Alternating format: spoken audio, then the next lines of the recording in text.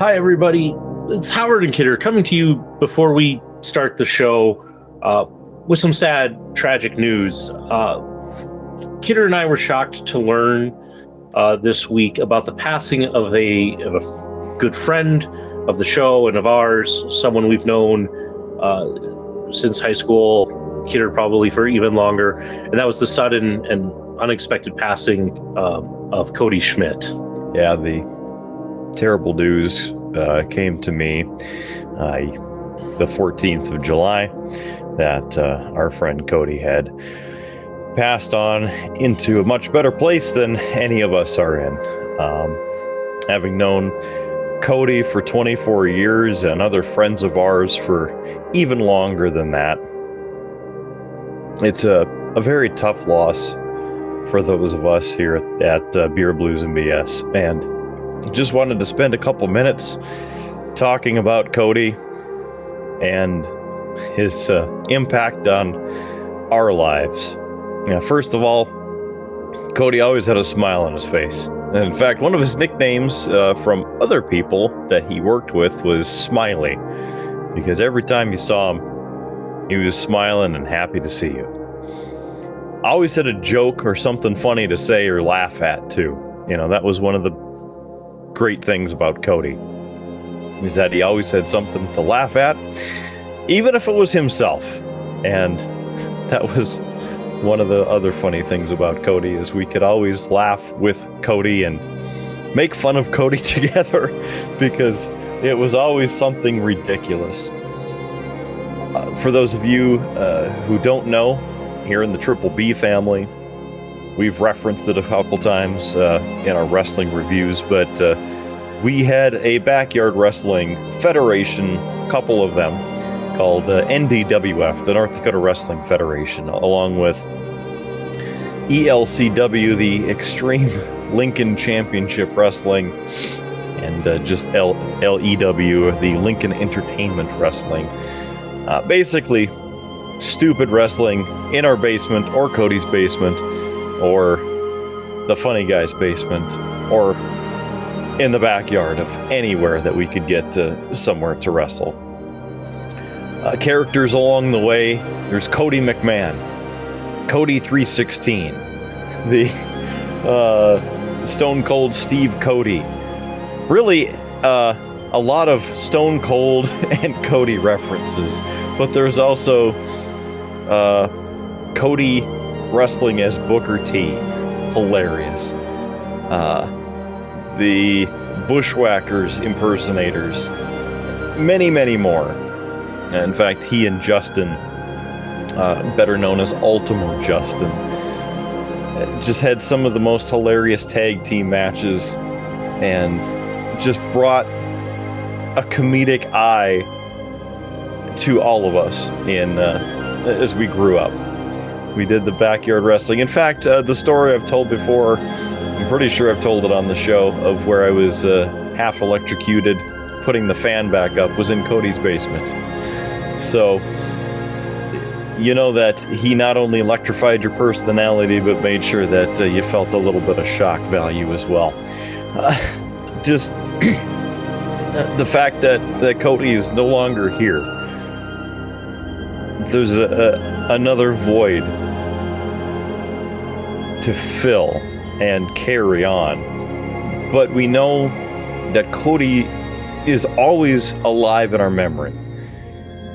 Every time we got to see him, got to see each other, it was another great moment. Get to laugh, talk, joke about the old stupid days about how we almost injured or seriously maimed each other in the old NDWF basement days, but just the lasting friendship for years.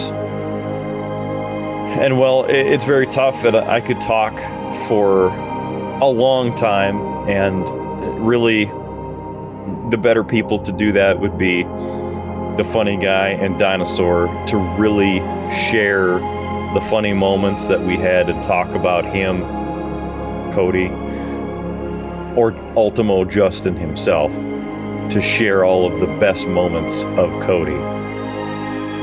But 36 years too young, our friend Cody Schmidt. Moving on to a better plane of existence. So, from all of us here at Triple B, we miss you, Cody.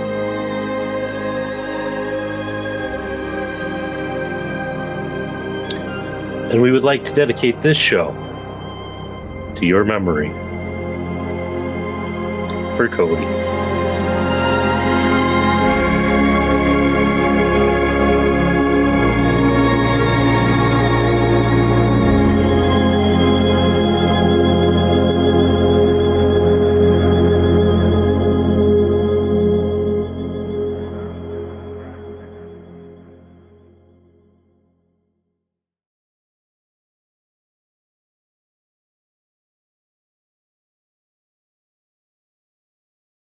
In a world where every Rob, Steve, and Lane has a podcast, two good brothers will try to rise above the rest. Howard Blues and the Mark Kidder invite you to pour a cold beverage, pull up a seat, and enjoy time with friends. Welcome to Beer, Blues, and BS. Good evening, ladies and gentlemen, and welcome to Beer, Blues, and BS. The podcast is like an after-school special that teaches you about the dangers of gambling. I'm your host, Howard Blues, here, as always, with my co-host, the man, the myth, the legend, the Mark Kidder. Yes, I know, we have the Mark Kidder. There are many other shows that have Mark Kidders, but we have the Mark Kidder. Kidder, how you doing tonight? The one and only. Well, you know what? We're here and we're ready to go with another show. So let's do what we can to make it a good one, as usual. Although I think I'm still waiting, or we're still waiting to actually have a good one. So maybe tonight's the night. 69's finally there. It's going to be the night. I don't know. I got a feeling. It might be indigestion or acid reflux. I don't know. Yeah. How about you? How you? I'm just glad to be sitting down, talking to you. I know we tend to share quite a bit about our lives. Not everything, because not everything that we talk about, when it's just you and I, could be shared for legal and technical reasons. But I think we've both been through a couple of hellacious weeks, and I'm not gonna lie, I've been looking forward to this all day, sitting down, talking to you, having a couple of brews, and just relaxing, letting the stress of the week drift away, and just enjoy. And then I remembered what I have to drink on What's on Tap. Yep. But you know what? It's worth it. Because there won't be any TV static right here. It's just going to be up here. And in my can. Well, Kidder, we might as well get into What's on Tap so I can start this punishment and get it over with. I'd ask you, but I might as well, as I said, start this, get it over with. For those the of faster you drink it, the faster it disappears. I think that's exactly it. That tells you what I feel. For those of you who checked out our coverage of Money in the Bank, you know that I made a bet with Kidder about whoever had the worst of the prediction scores, whoever lost at predictions, would get to drink this tasty White Claw iced tea lemon. And I lost. So I'm drinking this tasty White Claw iced tea lemon. I keep trying to tell myself that it's tasty so that, Mind over matter. Yep. Let me just talk about this, Kidder. They repeat their facts around here, but not like in the same order. So I started reading this and caught onto it, but it's 1 gram of sugar, 100 calories, made pure, 1 gram of sugar, gluten-free, 100 calories, made pure, lemon. Description: crafted using our uniquely brew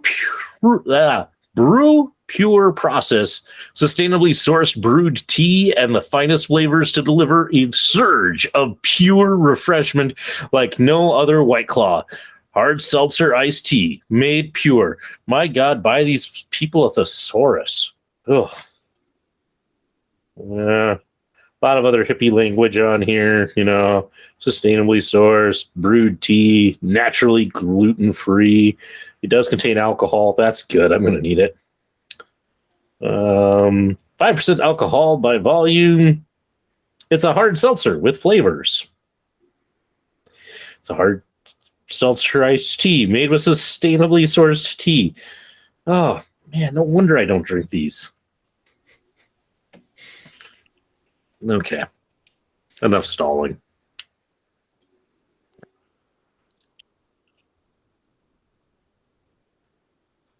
Well, it smells like tea. With a hint of lemon.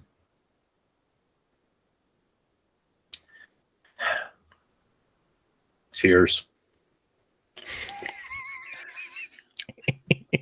Oh.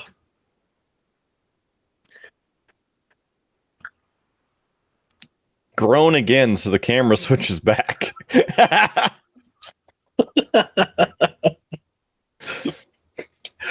Oh, man, Kidder, this is bad. You know what, Kidder? I can actually say I don't recall ever having a White Claw before.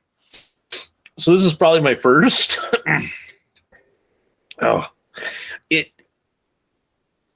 Okay, I like my tea a bit on the sweet side. As people know, you can usually catch me here with a brisk iced tea. It's sweet. It's a bit more sugary. This is more like drinking tea. And I'm just not mature enough for that. So. Drinking on TTs?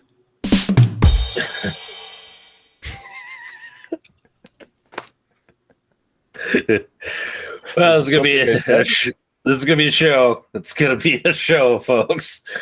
The jokes don't get any better from here. Oh, but okay, I'm accepting my punishment. Teaches me to bet on Money in the Bank. I shouldn't do it. Just shouldn't do it. Kidder, please tell me you're drinking something better than this. I had to remember what I was doing. I'm drinking. Right. I almost forgot. I was enjoying seeing the static just disintegrate your brain. Let's see. Let's go into... Let's do one of these. Oh. No, I'm not. In honor of Cody, because he loved Mountain Dew, I'm going to have this Mountain Dew. So, grab the handy-dandy Yeti cozy there. This, we've talked about it on the show, and I've had it, a taste of this, but haven't had a full one, so tonight it'll be the full one. This is the Mountain Dew Hard, and it is the watermelon flavor. It has 0 sugar, so you have a 1-up on me in the sugar content category. If, it actually wanted to try and focus on it, but that's how it goes. So, again, the nice looking can is the snake is all over the watermelon there. It is 5% alcohol, and 21 plus do the do. What else do we have on here? Ball Corporation Aluminum. Look at that. Right there in the bottom in super non-focus. You're welcome. I don't know what's going on with it tonight. It just doesn't want to focus. What else do we have? 100 calories in this thing. It's 12 fluid ounces, which of course is 355 milliliters. It's a malt beverage with natural flavors. Right. Artificial sweetener and certified color, because if you're going to put color into something, it has to be certified. Allegedly. All right, so let's go ahead and open this thing up again. It smells barely like Mountain Dew, but very watermelony.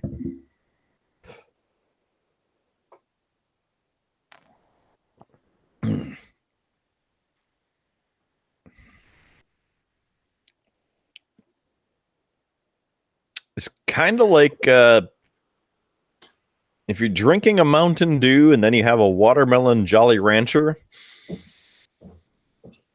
that you ate 2 hours ago. No, there's a lot of flavor in this. It's almost overpowering because it's not very Mountain Dewy. Ugh. Yep, there's that. All right, well, we'll make it through. Somehow. Yeah. Barely. Oh, why did I keep drinking this thing? Oh. It's not getting any better. Although the lemon flavor's out a bit more, so that's a plus, maybe. I was hoping that you'd keep drinking it right there, try and get rid of it, and then we can see your great facial expressions. I get that. I'm trying, man. I'm trying to power through this fast. I mean, we might get to what's on tap round 2 fairly quickly because I'm hoping my round 2 drink is better than this. But it's hard to say because I've seen some of the things that are on that label and kind of questioning why you gave it to me, Kidder. Oh, yeah. Mm-hmm. That's right. Well, I know that you're not necessarily a fan, but maybe it's time. Definitely time to get onto something else. Oh, man. This is terrible. How is this a popular drink? I don't get it. Here you go. There you go, Kidder. A Howard's hot take.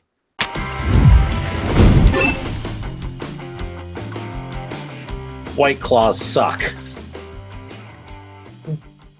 It's interesting that you mentioned that because at the Crossroads Bar and Tavern just north of Bismarck, delicious food. I have to give a quick shout out to them. Delicious food. But they have a White Claw machine, and it's not like a vending machine that you go up to, punch, get the White Claw. It's a White Claw machine. So you put $1 in, and you have like a 10% chance of getting a White Claw. And it's not even cold. I'm like, why? Why? That was what I Why just would you said. drink it? Why would you even do that? I mean, I get that, because it's what, $1 a play, you said? Yeah, I think it's $1. But, I mean, what else can you get for $1? Somebody else to punch you in the face. They'll probably do that for free. You can keep your $1. Yeah. Well, and especially since it's a claw machine, and as you said, a 10% chance of winning. So by the time you get that White Claw, I mean, it's not really then a cheap White Claw. It's a, probably an expensive room temperature White Claw. Yeah, because it's not chilled. It's in the machine, and you probably won't even get one. People who drink these just must be idiots. No offense to my sister-in-law who drinks these. Wonderful person. Love her to death. But, yeah, I don't get it. I don't see the appeal. Except for maybe watching all of your friends suffer when they take a drink. There definitely is that. And we missed. I was trying to kill me, Kidder. Oh.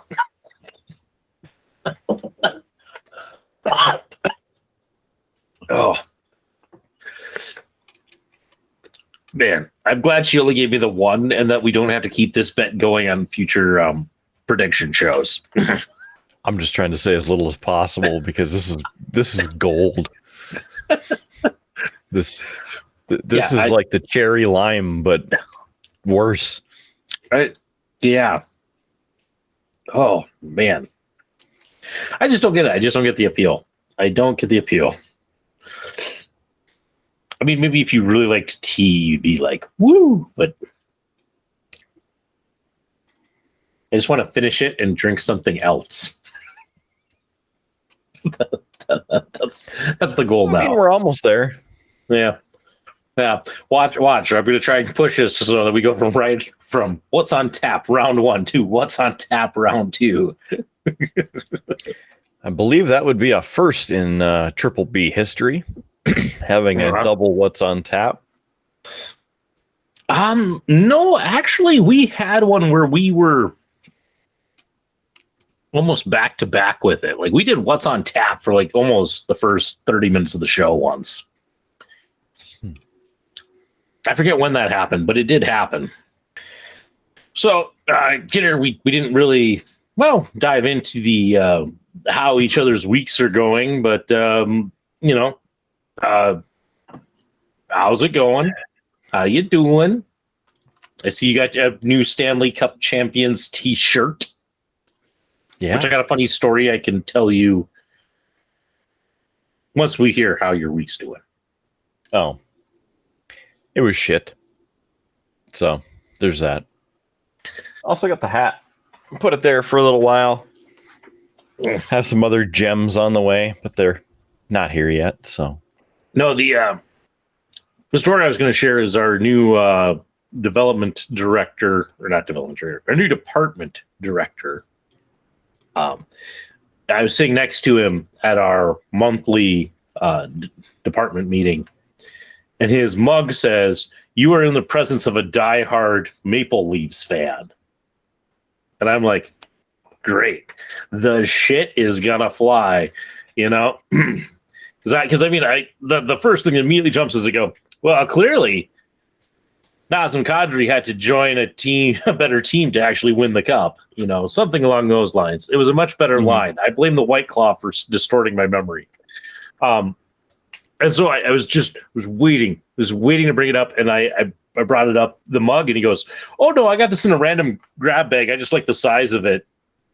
I'm not a Maple Leafs fan." I'm just like, oh. I mean, it is very good that he's not a Leafs fan. Right. But, our new department director, he's a really good guy. I've talked about him a little bit on the show. He's actually big into wrestling. In fact, he asked me if I was going to WWE when it's here in Bismarck.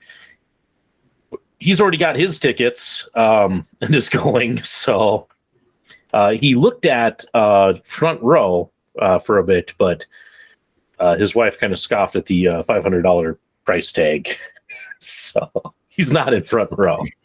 But I also have my tickets for it. I got as close as I could, and I did not want to pay the $500 for the elevated experience, like with a one meet and greet, or the $1,000 experience where you get to hang out, you get to walk the ramp, that sort of thing. Yeah, I didn't feel like paying that much for it, so got my tickets. They were expensive enough. Yeah, I could have got the cheap ones, sat in the back or whatnot, or even where we sat last time they came. But it's Saturday night's main event, damn it. It might be on the Peacock WWE network, so maybe there's a chance you'll see me. You know what you should do, Kidder? You need to get yourself kind of a tannish hat and a slightly faded green smiley face shirt, so that if you do show up out there, everybody's gonna be like, "Hey, pay-per-view guy lost a lot of weight. He's looking really good." And then pay-per-view guy will never be on this show. I don't know if he'll ever be on this show to begin with, but there is that. Kidder, you mentioned your week was bad. Mine was pretty bad too. On Monday night, we took Junior to a new park that's near our house. And he was having fun playing on the playground. But the playground had one of these sections that you could climb up to the higher level. It was kind of like different elevated lily pads almost. And he was climbing up, and he was doing a great job. climbing up these things. And I was standing there watching very closely, but there was another little boy there, and unfortunately, Junior got distracted and stopped watching what he was doing, and so he started to fall in between these lily pads, and he was almost to the top, so this was going to be a pretty good fall. And I lunged, and I was able to catch and save him, such. So that was fine, but I woke up the next morning, Kidder, and just to excruciating pain. And apparently I either like strained or pulled my groin muscle in rescuing him.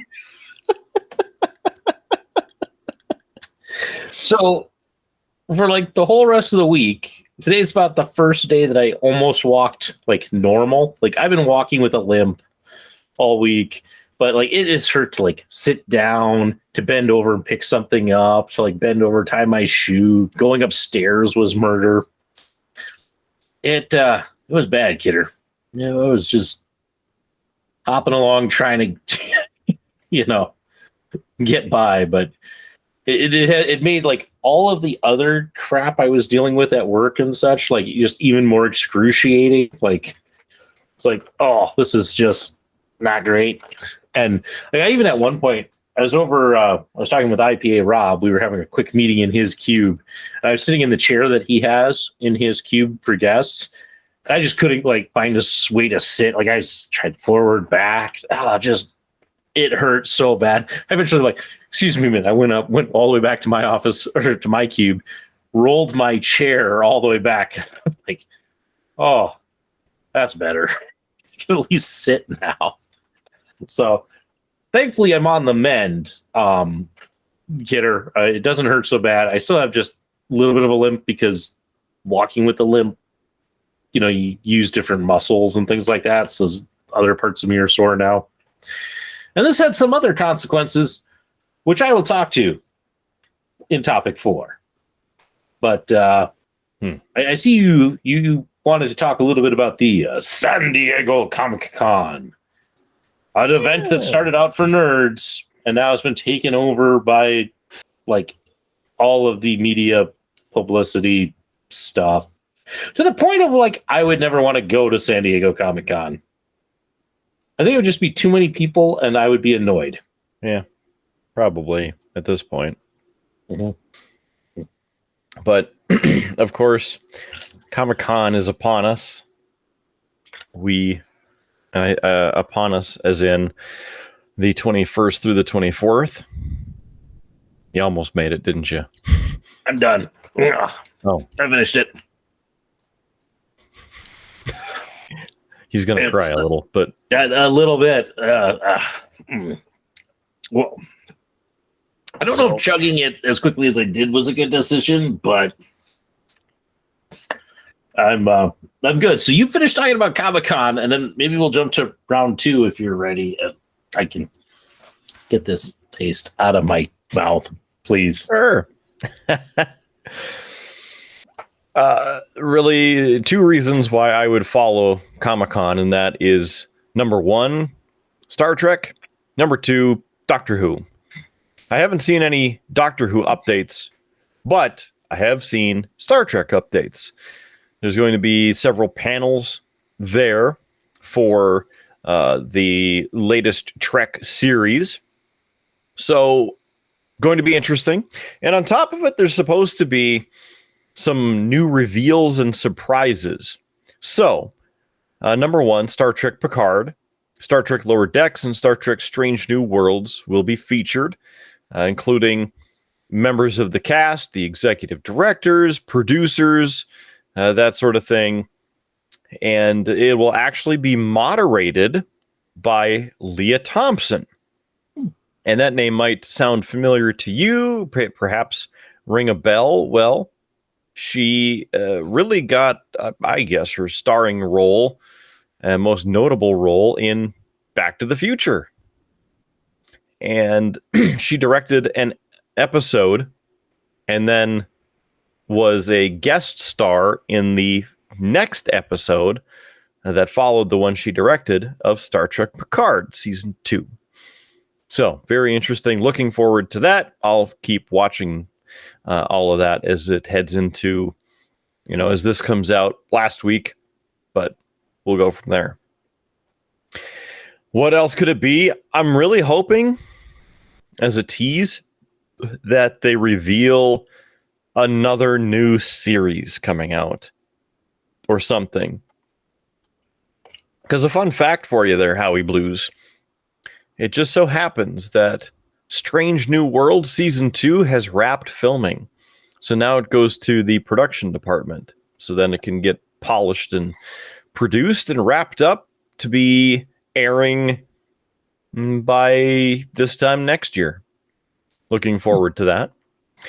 Also, the premiere date for Star Trek Lower Decks has been released, and it is coming to us in August. In fact, if I look at a calendar for August, most likely August 24th-ish, I believe, or 25th, I think. So, toward the end of August, there's a short break because, as we talked about last week, Strange New Worlds, the season 1 finale aired, and now there's a little bit of a pause. But we'll wait and see. Also, as a side note, the Ms. Marvel finale was released this week. Have not watched it, but there's supposed to be some extra revelations. So we'll see what that holds. And potential ties to the new Thor movie, which next week I'm hoping to get time to see. And that's the Orville as well. They're continuing with new episodes. Have not yet watched this week's, but again, continuing with that. There's the SDCCSTPSTLDSTSNW and more. Wow, that was a good abbreviation. So, Kidder, yeah, no, that's fine. Hey, don't feel like you have to rush on my part. Not at all. But Kidder, how's the lawn doing? It's great. It's nice and green, thick. I'm letting it grow out a little bit, so then when you cut it, with it getting hot, like it did today and this weekend and next week, in the upper 90s to 100. You know how it puts a stress on your lawn? I'm going to wait to cut it. Let it grow out. Let its hair hang down a little bit. You know what I mean? Not so stressed. I don't like a stressed lawn. What about you? Well, Kidder, as much as I'd like to just not mow this weekend while it is incredibly hot, because of the whole leg injury thing, I didn't get my weekly mow in. So my lawn is looking overly shaggy and is being overrun with weeds at the moment. So it needs a trim badly. So I will be out cutting my lawn, and I know it's going to put some stress on it. I'll try and give it a little extra love. Maybe run the old sprinkler cycle tomorrow evening once the sun goes down close to dawn. Just give it an extra run. Just give it a little extra love. But yeah, I was out actually tonight before the show, spraying a little Roundup on some of the worst patches of weeds, pulling some weeds, trying to trim down some things that needed to be trimming. But I eventually had to quit and come back in and shower and such because I was already breaking out in hives from all the lawn work. So hives? What are you hiving? Well, I'm allergic to grass, so which is why mowing the lawn is my least favorite thing of all time. Don't you think that's kind of ironic that both of us, bear with me, both of us have so much in common that we're both allergic to the same freaking thing. Now, I don't specifically break out in hives, but my head feels like it's going to explode, and the snot just comes draining out. Yeah. See, and I don't have the snot issue, but yeah, no, I break out in hives from plant life like that, and then it also affects my lung capacity. So, like, if I do a lot of like mowing, where I'm smelling a lot of the grass and such, like I can feel my lungs start to seize up. So, fun times, but it's not my favorite chore because of that. But with the addition of Little Miss to the family, it's been hard for us to keep up on like some of the weeds. Like our flower beds look kind of like shit right now. So trying to take care of that. We have some maple trees that seeded all throughout our lawn and in some of our bushes. So I was cutting some of those out and all of that. So I'm going to be probably outside doing a lot of weeding this weekend and trying to get it back. But yeah, no, mine is it got away from me because of the whole leg injury. So, and yeah, and that's not even the only thing I got to work on, Kidder. Here's a fun story for you. So, on top of all of this stuff, the injury and all of that, our dishwasher stopped working. Like, would not light up. Like, you could push a button, nothing happens. It's like, great. And then I think it was, Tuesday or Wednesday, all of a sudden it just lit up like a Christmas tree. So all the lights are on. And I'm like, oh, I said to the lefty, I'm like, well, at least we can Google search that. Let's see what it says. So it sounds like the control board is out in our dishwasher. And there's a couple of things you can try to do, such as like turning off the breaker or unplugging it for like an hour and letting it sit. So I'll get to do that. But to unplug it, you got to pull the unit out. And with a bad leg, I haven't been able to do that. And so I told my mother-in-law about it. And she's like, oh, well, gosh, we can have Brian and Tim come over and do that. I'm like, no, thank you. Because I don't like Tim in my house. And I definitely don't want him pulling the dishwasher out. God knows what he would break. So anyway, I got to deal with that tomorrow as well. So yeah, that's my weekend, is trying to like catch up on all the shit I couldn't do when I had a leg injury. Mm-hmm. Mm-hmm. Start at the breaker. Go at the breaker first. Don't start yanking things. Just start somewhere easy. Yeah. It's just not been a good year for me in appliances, man. The AC went out. Now the dishwasher's out. I'm a little afraid for my other appliances, It's I can't keep taking these hits. To be honest with you, I think the AC was almost a month ago at this point, right? Maybe. About.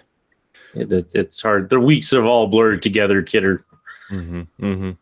What is this? What I would June? suggest, sure. What I would suggest is call up your favorite appliance store and have them pre-order something for you a month down. So then when the next appliance goes out, it's already set for delivery. So then you don't have to wait at all. Just like, yep, this thing crapped out. So new one's here tomorrow. No problem. I would be all for that. The thing about it is like all of the appliances that we have that came with the house have been great. I understand like they're breaking down, but like we haven't had like a major, like, it's not like we hated the dishwasher. It's like, okay, the dishwasher does pretty well. We're happy with it. The only appliance that we kind of dislike is the fridge, because it's one of those side-by-side ones. And so like it's all your food, like it's deep, but all your food is like here. So it's, I hate it. I absolutely hate it. That thing will probably live for like 30 years, knowing my luck on this stuff. Yeah. So. Mm-hmm. But you could just go replace it anyway. Yeah, but then but that seems wasteful. You need a beer fridge, right? I have a beer fridge. It works just fine. Thank you. But does it have an ice maker and a water spout in it? Why do I need an ice maker and a water spout for my beer fridge? You got to class up the place. No, too soon. Oh, yeah. I'm trying. Does the triple B beer fridge, does that have an ice maker and a water spout? No, this one does not. I specifically got this one without the freezer section, so then I can put more beverages inside it. Because I want a nice frosty beverage. It just doesn't have to be frozen. Yeah. Oh gosh, what did my dad drink recently? Oh yeah, here we go, kidder. I got a beer review from. Well, actually, I don't really have a beer review from my dad, the king of cheap beers. It's from my mom, actually. You see, kidder, my parents stopped by and such. My dad, of course, always rates my beer fridge, which is fine. But he wanted a cheap beer. He didn't want one of my podcast beers. He didn't want one of my fancy beers. He wanted a cheap beer. And I'm like, he's like, what do you got for cheap beer? I'm like, well, I got Bud Light, but I also have these Leidenkugel's Lemon Haze IPAs. And he's like, oh, great, I'll take one of those. So he drank that, and he didn't really give me any comments. So I don't have that. But he made my mom take a swig, because apparently that's been part of his new thing in retirement with each new cheap beer, is to make my mom take a swig and to gauge her reaction to it. And kidder, it was pretty close to some of the faces I made tonight with the White Claw. So there you go. A rare, very rare beer review from my mom. And they recently gave me a beer for the show, although it'll be a while before I get to it. It's one that you've had. It's from the Wasatch Brewery. It's the Devastator. It's like a plum beer. You might remember it. If I had the local geeks beer spreadsheet, I could tell you exactly when you had it. But future Howard will probably look it up and put a link and all that stuff. I still wouldn't remember. Have we got to that point, kidder? We've now drinking so many beers on this show that we're starting to lose it. I don't know if we ever had it, but I mean, it's good that somebody put a list together. Kidder, I told you I was in that list as I was doing some editing. You are coming up on 100 beers or 100 drinks consumed on the show. I'm still like in the 80s, but like you're coming up on 100 drinks on the show. So I better kick it up another notch. Get to 200 before you make it to 1. I don't know that you'll get quite that far, but I mean, I'm only like, I am not even 10 behind you, but I'm. I think it was 10. Like, I forget what it was. I'm in the 80s. You're in the 90s, so. So yeah, you're coming up on 100 drinks consumed on the show. 100 alcoholic drinks. That is right.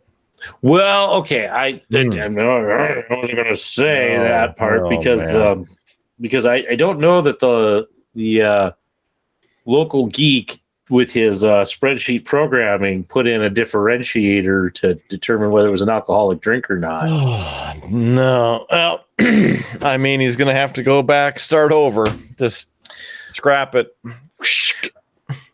Well, I mean, it would be as simple as putting in a column in there and like putting a mark or such if it's alcoholic versus non-alcoholic. I mean, it would be doable. And knowing him and his programming skills, I mean, he would do it much faster than you and I would. So he's probably already done it. He just knows. We're going to comment on this show. It's like, guys, I already figured that out. I already did it. You're good. Thanks for doubting me. Well, we didn't have you in a computer 1 or 2 down, so then we could borrow your text that you did to program what you were supposed to program and then pass it along on the server to the next person with a couple changes. Ah, yes. The local geek, the reason Howard and Kidder were able to get through computer programming. Yay! So I think with that, we should probably have something to drink. Let's do it. What's on tap round 2, because also the next topic on this sheet is WWE. So yes, let us drink. And Kidder, this one comes from you from Iowa. It's a cider. So tell us about this brew that you're going to make me consume. Yeah, buddy. So I've had this before a few years ago, and maybe even a couple years ago again, but really enjoy this. The cost of it went up quite a bit since the last time I had it. I have to mention that. But you know what? It is really good. And this might even be one that you like. Possibly, because it's a cider. So fruit is acceptable. So again, as you can see, the front of it, very classy packaging here and labeling. The Jefferson Country Cider Works Tart and Fruity Session Hard Cider. And, it's a new American cider. So there's that. Berry Session. And some of the other information on it is that it is handcrafted and packaged by Jefferson County Cider Works, LLC, on location at Fairfield, Iowa, as we continue our trip across Iowa with the various beverages. Each batch is handcrafted, which means flavor may vary, much like the climate and seasons. We embrace diversity. So this is a sparkling hard cider. It's gluten-free. Keep refrigerated, serve cold, and share with friends. Look at what we're doing. We're doing what it tells us to do. Pack it in, pack it out, please recycle.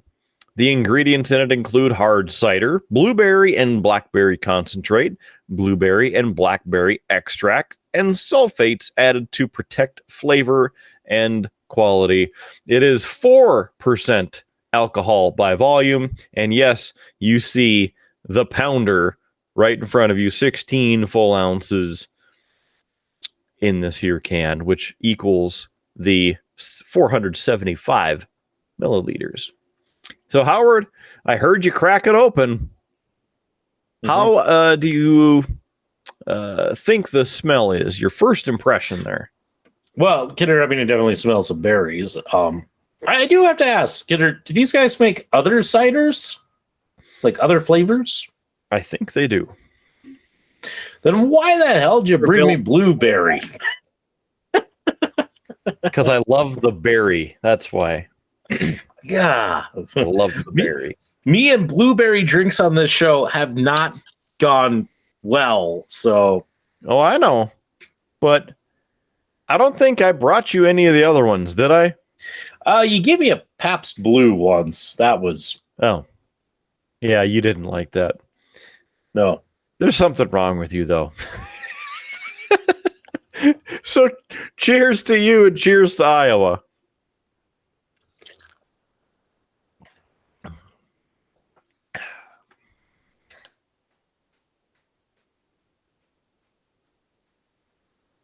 Kidder's waiting for my opinion.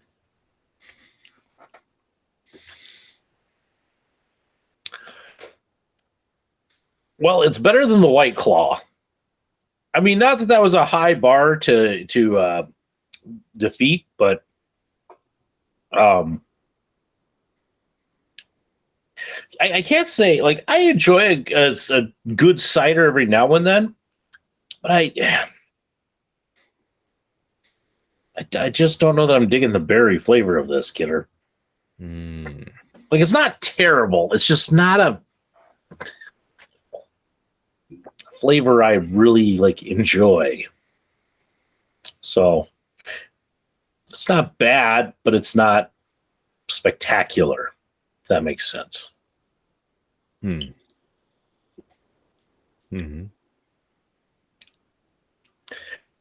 Yeah. Well, a couple things that would make this a lot better is number one,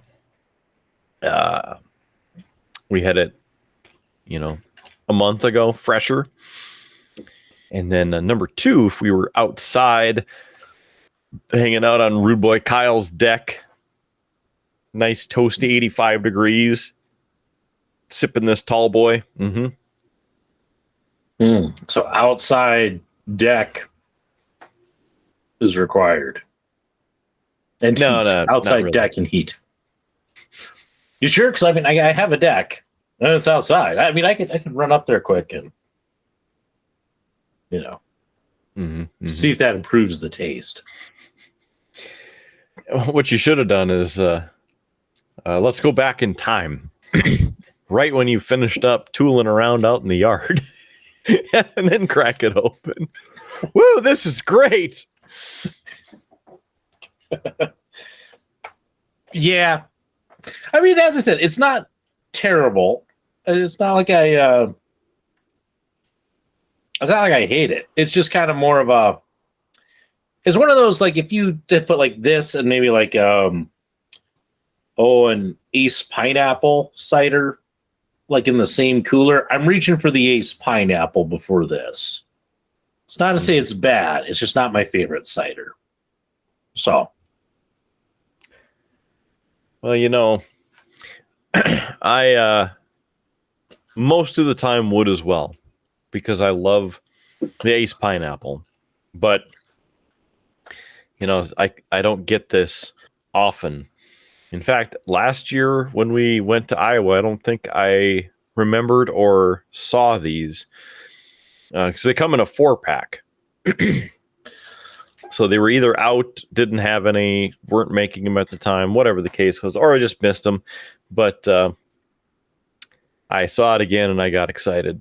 So the other thing I have to mention is that very disappointed they didn't have the Mountain Time. Oh, I'm sorry. They had the multi-pack, which had 3 freaking IPAs in it and Mountain Time. I said, I'm not going to buy this shit. I want 4 of the cans in there. The rest of it I'd throw out. I'm not going to pay $20 for that. Mm-hmm. I get you on that. I get you on that. I was going to go somewhere with that. The thought left my head, kidder. I had a really good thought, a really good point. It was...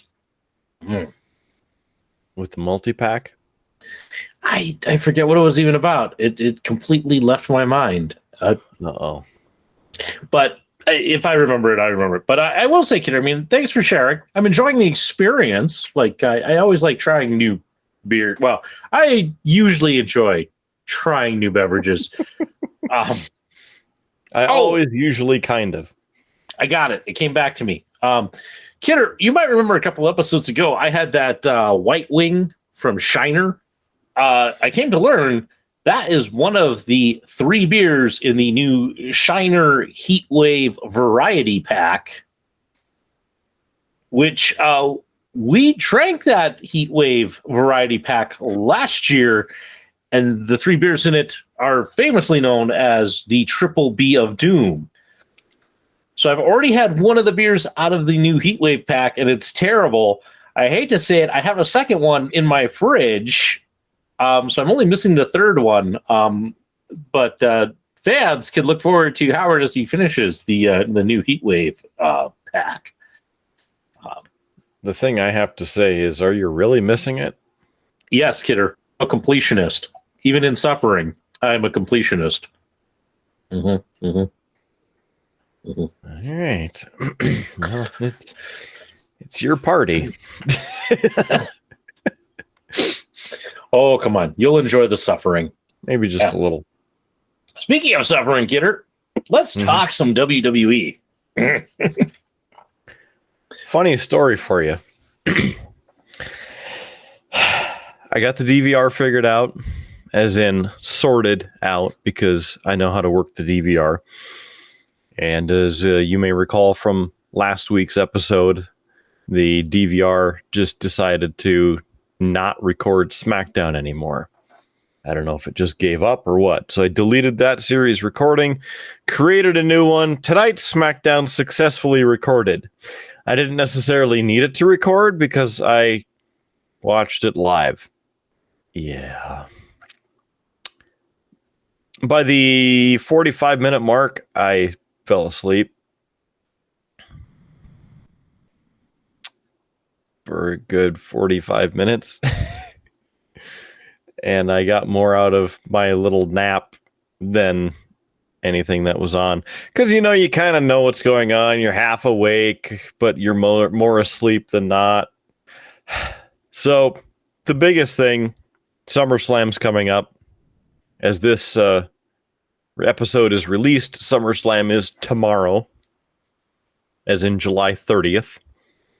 A live premium event on Saturday. And as we record this 2 weeks early, the ticket packages are still available. So if you want to go to SummerSlam tomorrow, you might still be able to get tickets for it. Which is kind of interesting to say, you know, because SummerSlam's like sold out weeks or months in advance. And this year in Nashville, it's not. But anyway, they had a match, a singles match on SmackDown against from one of the Usos versus one of the Street Profits to figure out a special guest referee for their championship match at SummerSlam. Sami Zayn was also in commentary, as a side note, has his arm in a sling. But would you like to take a guess at who the special guest referee will be at SummerSlam? No, because I don't have a clue. Think about where it's located. Nashville. Mm-hmm. Think about it being SummerSlam. Think about it being this match and the match at Money in the Bank with, I know you didn't know about tonight's, but you knew about Money in the Bank's ending with the shoulder being off the mat. So now the Usos and the Street Profits have each had it happen to them, making it even more necessary to have a special guest referee at Summer Bummer. I know it really doesn't help with any of that. Really, the biggest clue would be Nashville. Jeff Jarrett? Well, that's a damn good guess because, yes, it is JEFF JARRETT. Jeff Jarrett, the WWL famer, will be the special guest referee. Kind of out of left field. You know, well, I was going to say, I had heard that he was back working with the WWE. Oh, and yes, the Nashville was kind of the kicker on that one. So, because as much as it and as interesting as it would be for the Honky Tonk Man to be back, or even the Mouth of the South, Jimmy Hart, and I don't know if either of them would want a special guest referee with this one. Yeah, and I don't think the Honky Tonk Man was from Nashville. Memphis, maybe. Not Nashville. Yeah. Up the road. Not to be confused with my son, Cody Rhodes,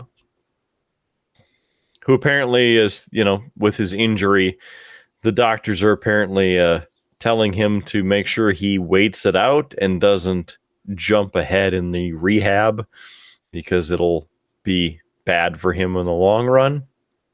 But obviously he wants to return sooner than later. So there's that. Big E, speaking of injuries, good news. Big E's rehabbing and is hoping to be back in the ring within the next few months. No permanent damage, no broken anything, just some rehab. very good news for Big E, because that would have been terrible to have his career ended like that. I mean, it's thankful that he didn't die, but having a broken freaking neck, right? Yeah. No, good that he's going to be back. I'm glad. Hopefully they'll do something with him, though. That'll be the question. What will they do with him? Yeah, it'll probably, with the New Day, they are now feuding with the Viking Raiders, who have tweaked their gimmick and are big, bad, and angry, and have mascara. So they're the Goth Viking Raiders. I don't know. It's in a pattern like the Illuminati or something. I don't know. But still, they're the Viking Raiders, and they're like, oh, and then they talk on the microphone. They're like, doesn't fit. It's just kind of weird. Stay off the microphone, or just keep doing the something. Anyway, there's that, and then I think the biggest update, and you had put this on the sheet, and I had seen it at the same time. Very excited for, I don't know why, but the end of the PG era of WWE as they look to return to the TV 14 era. A little bit more scandalous content, potentially. And I don't know if you saw it, but the report is that they were going to start it Monday for Monday Night Raw. But in an update I saw this evening, they had talked about it, and the potential for it to be reviewed will start on Monday and may happen over the next couple months. Kidder, I did put this on the run sheet. I listened to some commentary on this, and I kind of agree with it. It really doesn't matter, because what does it really mean to be out of the PG era? The commentator I was listening to, as he put it, he goes, everybody that he has heard talk about it talks about, oh, if they weren't in the PG era, things would be better. If they weren't PG, things would be better. And really, what does going up to TV 14 really mean? It means they might swear a little bit more, but that's about it. And you're not going to see a change in that, because even when you look at some of the times that people even assume were not PG, they were. Like there's the famous run where SmackDown was being helmed by Paul Heyman, and it actually surpassed Raw in the ratings. And at that time, SmackDown was the PG show, and Raw was the more edgy content. So it's, or at least it was supposed to be the more edgy content. So I don't really think this is going to change anything. I don't think it's going to make the product any better. Yeah. I think this is another like non-issue, and I'd almost, in a very calloused way, say that this is just a new thing that they're putting out there that changes the narrative and basically gets people talking about that instead of things they don't want you talking about. Like the Vince McMahon scandal. But that's just my take. Yep. I agree. I don't think much of anything's going to change. Maybe a little bit here and there, edgier content to a minimal degree. But yeah, 2008 is when the PG era officially began. So you think about the product in 2008 and the quality of it. Meh. Well, I mean, if you think about it, most of CM Punk's run, like his big run, was in the PG era. And people do talk favorably about his run. I mean, as champion and such. But again, that's part of it. Good writing, good storytelling is what keeps people watching.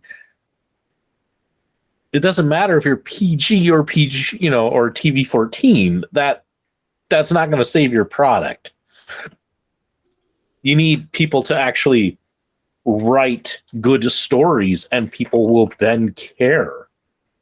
That's what matters. People want a good story. They want it entertaining. I mean, when you really think about what professional wrestling is, it's a mock fight. And you think about an action movie or things that you've seen, there's always kind of like the unnecessary fights in action movies, and they're always kind of like, and they're never as good as the last fight of the movie, which is usually, it has all of the tension, has all the story. You've built to that fight. You want to see it. It's the same here. You want to see these great feuds. You want to see these great matches. You want, to see FTR versus the Young Bucks for 4 different titles. That's what people want to see. It's that build up to something like that. And the problem is that WWE is in this habit of 50-50 booking, Oh, we had the screwy finish where the Usos beat the Street Profits at the pay-per-view. So now we're going to let the Street Profits beat the Usos in a screwy finish. And now, hey, look, now we're having yet a third match. I mean, it's just this 50-50 booking. It just doesn't work. So, yeah, switching it up and going, hey, guys, we're going from PG to PG or to TV-14. It's going to be slightly edgier. Yeah. But, they're not going to get back. Like, people think that this is going to mean a return to, like, the Attitude Era. And there were times where they were TV-14 that sucked.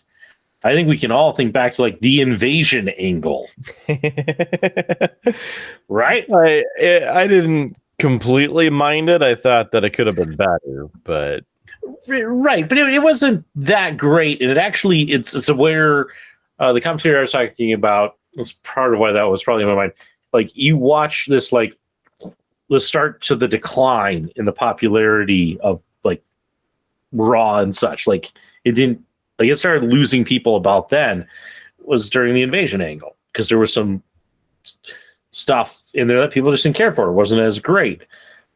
The storytelling wasn't as solid. And that was during TV-14, so it just, the rating doesn't make the product good.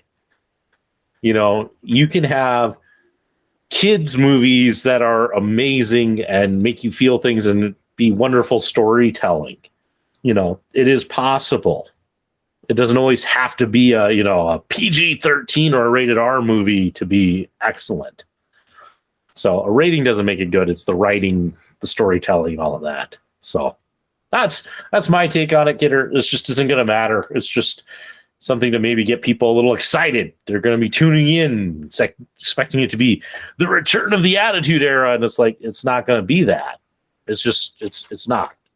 Yeah. That's the second of Howard's hot takes for the show. I don't think that's so much a hot take. That's, I think, some well thought out analysis. But I do have a banger of a hot take that I'll give later. So make sure, if you're just tuned in for the wrestling talk, hey, stick around for the rest of the show. There's a great hot take coming up.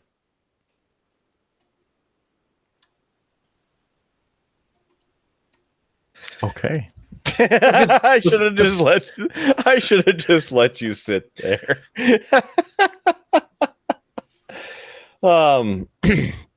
Okay. Wrestling. First of all, as we mentioned, tomorrow, as this is released, SummerSlam, Summa-Bumma. We'll have full coverage, watch for the show and recap, and we'll go from there. Then we skip the best month of the calendar year, August, and go straight to September 3rd, another Saturday live premium event, overseas, the Clash at the Castle. We'll see how that goes. Then, Saturday night's main event, October 1st. Yes, WWE travels to Bismarck, North Dakota, the Bismarck Event Center. Tickets on sale now at etix.com and bismarckeventcenter.com. The cheap seats, by the way, are like $19. So good family value. If you want to get close, try and get front row, whatever the case is, then you pay for the premium seat. But you don't get to take it home like at the pay-per-views. I hope that this is one of the shows that they broadcast because it is a Saturday night's main event. And you and I both know Saturday night's main event has been broadcast in the past, at least even in the replay sense. So hopefully it's on the network, and then we'll get to see me, on there. I'll wear something bright. I don't know. And then October 8th, another Saturday, another live premium event. It is Extreme Rules. So there's your WWE news. Anything else WWE before moving forward? No. I just enjoy that. The blackberry and the blueberry. Is it getting better for you anyway? You're like halfway through it. No? Okay. Nope. Well, that's disappointing. All right, let's move on to All Elite Wrestling, AEW. I got to get one of those low profile mic booms like Rude Boy Kyle has. Then I'll sit down here, but then I'll probably just I'll probably run into it more. I don't know. I need a studio. That's what I need. Howard Blues, you need to win the lottery. I'd say I need to win the lottery, but I never win a damn thing. So you need to win the lottery so then we can have a friggin' set for this show and make it, quality or something. I'll get right on that. Thanks. Appreciate you. Yeah, I'll right as soon as I finish watching Pacific Rim, Kidder, I'll get right on that. Cheap bastard. Fine. Okay. All Elite Wrestling. This week on Dynamite, so Wednesday, they began their Fighter Fest. They're doing 4 episodes of Fighter Fest between Dynamite and Rampage. So 2 of each episode will feature Fighter Fest. And the kickoff match was Orange Cassidy and the new TNT champion, Wardlow. It was a fantastic match. It's on YouTube. You need to go watch it. Obviously, Orange Cassidy and his normal hilarious shenanigans, but it was just a quality match. There were some super, super crazy counters. It was just a great match. In fact, I was telling a coworker today, not Lane, because he was out today. He was too good to be at work. Whatever. It is what it is. Anyway, as a side note there, I told him about Orange Cassidy. And so he went to YouTube and looked, and it happened to be this match that came up. And I enjoyed watching it a second time. So just, if you get a chance, and I'm sure, because Howard now probably wants to watch at least part of it, so he'll find it on YouTube, and then it'll most likely be in the show notes. So, of course, while you're clicking around, clicking buttons, please subscribe, please like and share this video and help us out.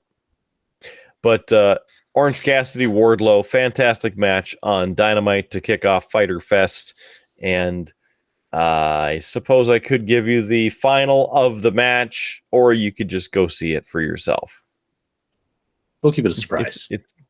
It's also on this platform, on the video version, YouTube. So it's there. Also, at the end of Dynamite, there is a triple threat for the tag team titles, the AEW World Tag Team titles, which, as you may remember from the last AEW pay-per-view, that Jungle Express lost the tag titles to the Young Bucks.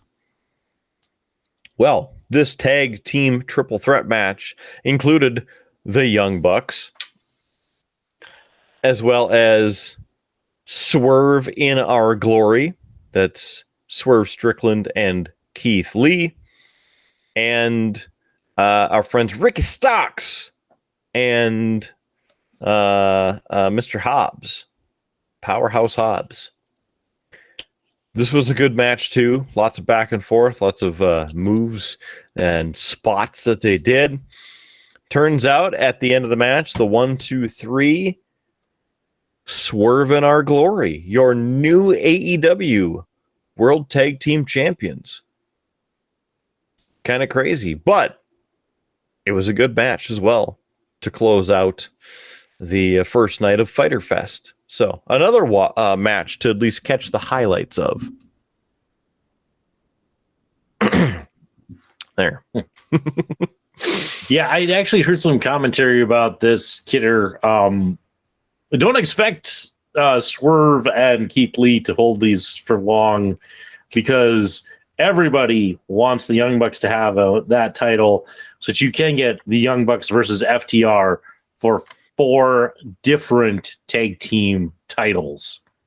That would be a hell of a match. So expect that pay-per-view coming up. Yeah. I'm not crazy on the Young Bucks because they do, a lot of super kicks. They do some good moves, but I'm not crazy on them. I'm not like, oh my god, look at the Young Bucks, are the best tag team out. No. FTR right now is at 100% the best tag team in wrestling right now. They are now 7-time champions, as in they've held 7 different tag titles across promotions, which I don't know if it's the most. I don't know if it's getting close to the most, but they are really good. Howard's going to do a little fact checking. He's curious. I'm curious, but really, as it turns out, just watching FTR, they're awesome. I love their mic skills. I love their in-ring skills. And I love how they're doing what they can to promote the business. Professional wrestling.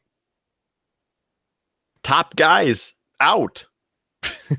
I dig it.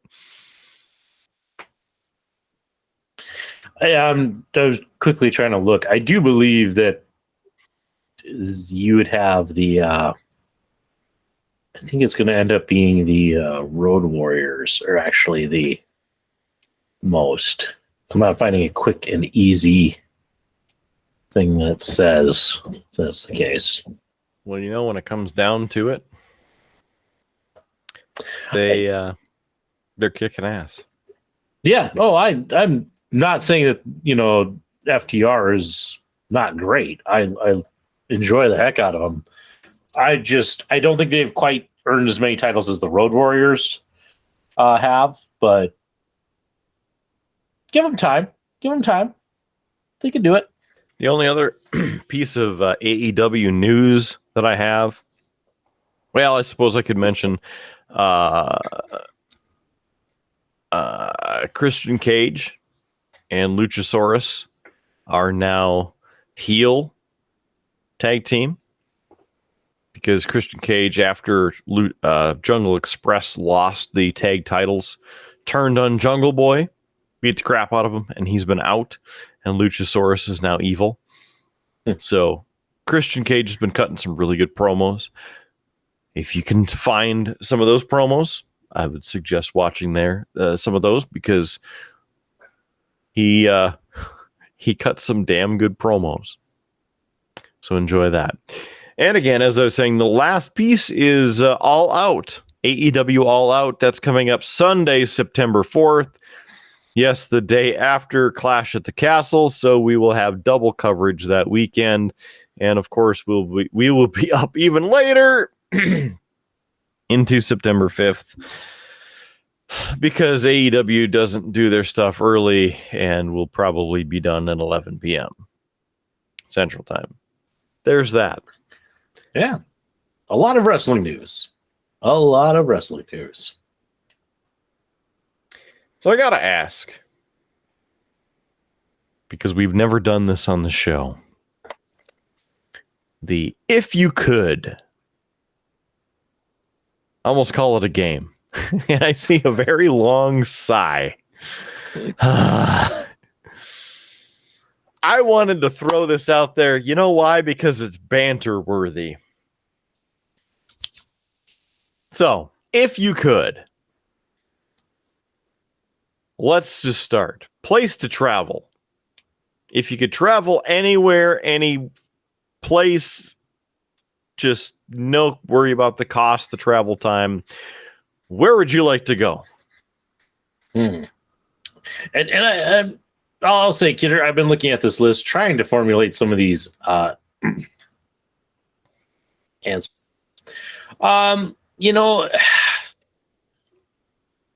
I think for me, if I could go and travel and visit a place, I would love to get over to it's either kind of like England, Ireland, Scotland, that area. I love the countryside there. New Zealand would be the other place. So those are the ones that came to mind. How about you? Those are good places. For me, two places really come to mind that I haven't been to, and that would be Norway and the Caribbean. Some nice tropical island. Maybe a resort where all inclusive and maybe not so many people. Just enjoying the nice hot weather and some cold beverages on the beach. Just listen to the waves and the seagulls and just relax. Sounds really good. How about a time period that you would like to witness? I was going to ask, so is this like you go back in time and you're there and you're experiencing it all, or this is more like you're watching like through a TV almost, like nobody's going to interact with you and such? Let's think of it as like Doctor Who. Go back in time, you interact with people, and you're there. You experience it. You don't necessarily have the ability to change what's happening, but you're there. You experience it. Truthfully, Kidder, as much as I'm a history guy, there's no period in time I really would want to go back to. And I say that because we live in such a great time. We have vaccines for diseases. We have running flushable toilets. The thing is, you go back into the past and it's filled with a lot of hardships and such. And there's not a period that I'm like, boy, I'd love to go back and experience the 1800s. No, I wouldn't. No, I kind of like it here. So that's my actual answer to that. Whenever people are like, if you could go back in time at any time, it's like, I wouldn't.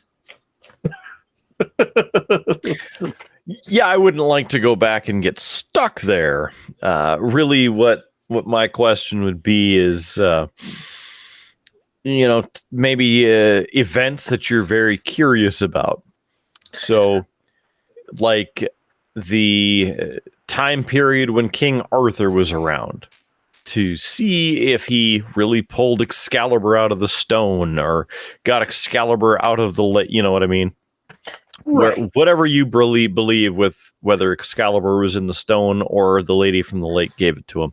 Stuff like that. So I would like to see that.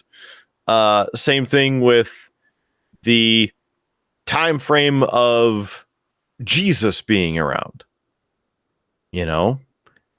do the fast forward kind of time pieces that the Bible hit on. I would like to see that, because essentially the physical proof that everybody is looking for with the belief of what happened and what really happened. And then even going back to dinosaurs, what the hell did dinosaurs actually look like? Were they big, mean, and green and gray, or were they like aliens? Stuff like that. That's what I would like to see. And then even just for historical context, witnessing the different major wars. You know, War of 1812, the go forward to World War I and World War II. Just aerial views, be there, experience everything as it happened, you know, that sort of thing. Part of the joy of history is that we don't know all the answers. We don't have it 100% right. We never will. We're always finding new things. We're always discovering new things. I don't know. It takes some of the fun out of it for me. All right. Next one. A food to eat. And by this, I mean something that you have never had and potentially don't have access to, but maybe you've seen or heard about it through your historical dealings. It wouldn't be that. To me, and I'm not going to name a dish, like one specific dish, but Kidder, I'll put it this way. I would always love, it would be one of those great things to be one of those judges on like one of those like high quality like cooking competition shows. So that's why I can't like tell you like, well, I'd love to have this. It's like, no, I would just love to be on like I've been watching Iron Chef lately. Like, I'd love to be like the guest judge on that for an episode and get to just try that like super amazing creative food that, you just, let's face it. I mean, the people who cook on that show are amazing at what they do. That would be it. I would love to just be like a guest judge on something like that and get to try what's actually being produced. So that's my answer to that one. I like it. Mm-hmm. Yeah, being a judge on Guy's Grocery Games or Beat Bobby Flay, that would be fun because that food always looks tasty. I think for me, a food that I would want to try that, I don't really have access to would be, and I don't have a specific answer just because I don't really know what it is, but I'd like to try it. Just food that I haven't had from the various areas of the planet that are less traveled, maybe a little weird, but hopefully good tasting. Because just like this show and trying different beers, I like to try different foods from different nationalities and countries and cultures and really give it a shot. Do you remember on our trip to New York and the East Coast, the Chinatown restaurant that we ate at? Do you remember getting the smorgasbord, for lack of a better term, of like the standard cultural landmark foods? Yeah, I do remember that because that was the trip, Kidder, that I made it a point to eat kind of the food that every city was known for. So, you had to have like a slice of New York pizza. Mm-hmm. You had to have a Philly cheesesteak in Philadelphia. And you better believe it, I waited on the street in the morning because we were only in Philadelphia for the morning for a food vendor to open up so I could get a Philly cheesesteak at like 10 in the morning so I could do that. But like Boston, I had to have clam chowder because Boston clam chowder. It was things like that. So Yeah, but I remember, yes, the Chinese food in New York, in Chinatown. Mhm. Yep. Some of it was very interesting, but some of it really, really wasn't at the same time because it just wasn't something I was used to at the time. I hadn't at that point ever had traditional Asian food. And so it was very, very foreign, very outside to me. But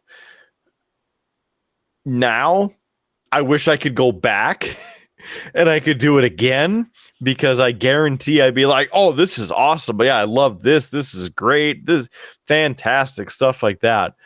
Which at the restaurant KJ Dim Sum at the Rio in Las Vegas, the way that they have it set up is they bring carts around and you can still order off of a menu on top of it. But with the carts, they have a huge variety of things. And I can't even begin to tell you what they have because it's like everything.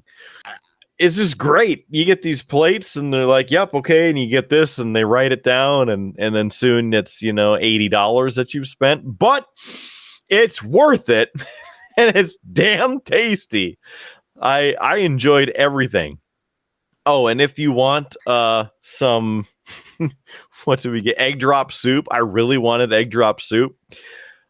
Make sure that you have 4 or 5, 6 people there because they bring out a bowl of egg drop soup.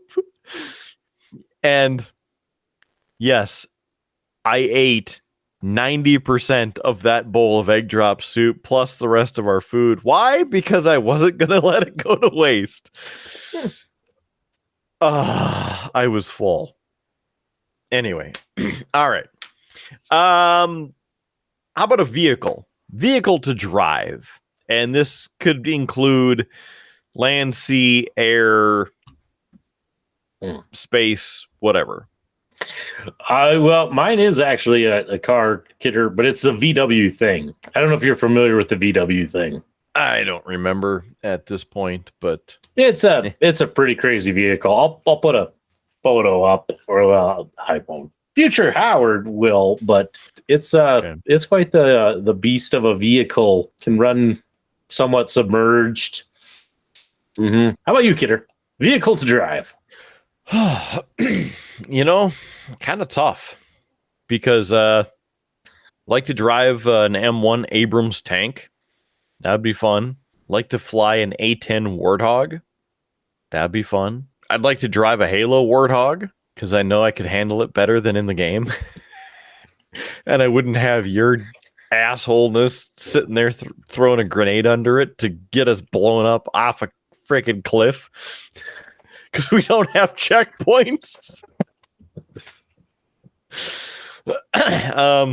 And then, of course, a Type 10 shuttlecraft from Star Trek. And you know what? It would be fun to fly the Defiant as well.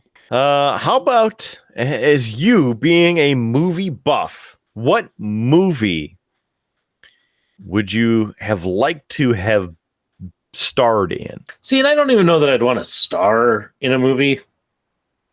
I would but much you have rather to now. But yeah, see, no, I'd much rather be like a much smaller part, in a movie, like a particular series. I don't have one, but I'd be okay like being like in a Bond film and just being like extra who gets shot at some point, I'd be fine with that. I was extra number 3. Bond shot me. I mean, okay. Listen, hey, Daniel Craig was in Star Wars as a stormtrooper. I'll be okay. Like, and then like since Bond, he was a stormtrooper in Star Wars. I'd be okay with something like that. Just to have that, like small bit part of like, oh look, I'm the guy who gets shot right there. I'd be fine with that. That would be enough of experience for me. I don't need the highfalutin criticism that comes with starring in a movie. I don't need that. That Howard Blues is a hack. I don't need that.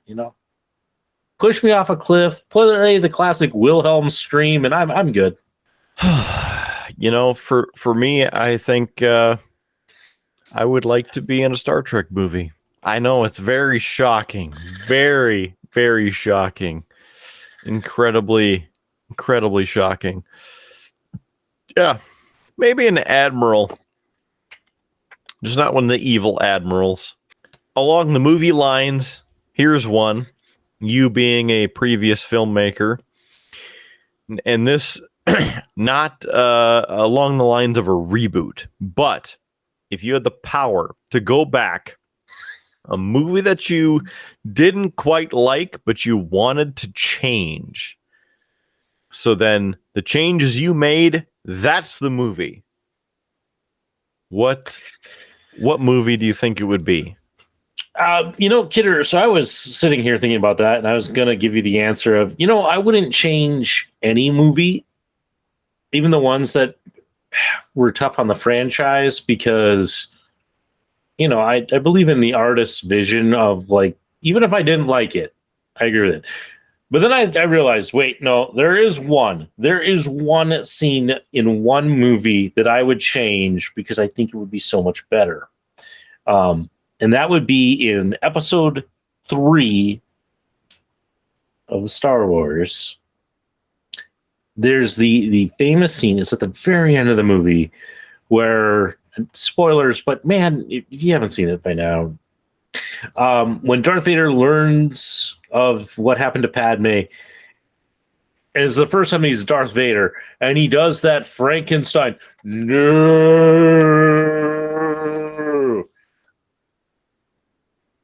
I would not have him say anything, but just change the visual to just him standing there, that classic breathing, that classic, oh,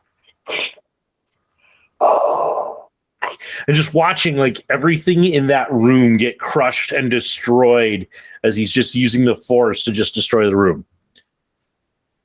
To me, so much more awesome than the Frankenstein. No. So that would be the one change I would make. I like it. Oh, and Star Trek, all of the ones before the 2009 one, so there are more lens flares. You dick.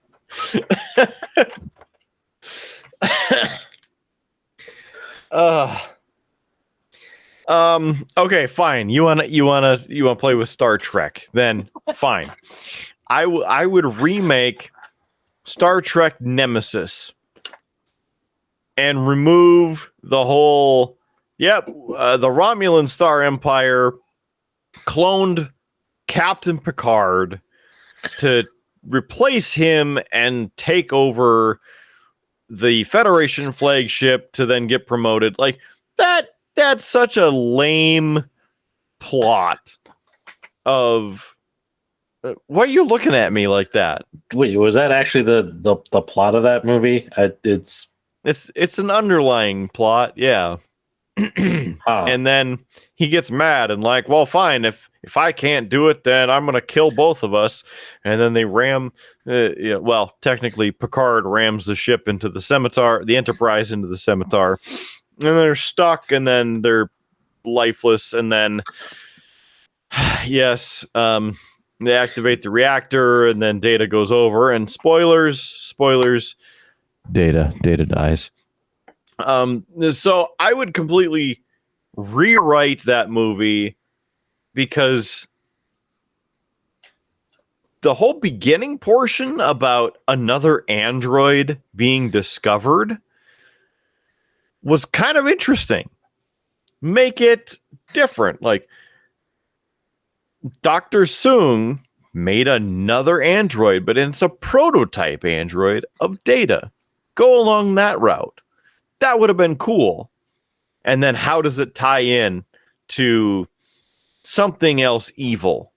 Like, yeah, it could have been with the Romulans because of the uprising of the Remans and the Romulans working together, and then just make the whole rest of the movie better. The second one I would do is in the 2009 Star Trek movie, remove this stupid blowing up of Romulus. oh my god, the sun went to whatever. Just hope the Romulus is gone. No. Stupid. Absolutely stupid. Don't like it. There's that. All right.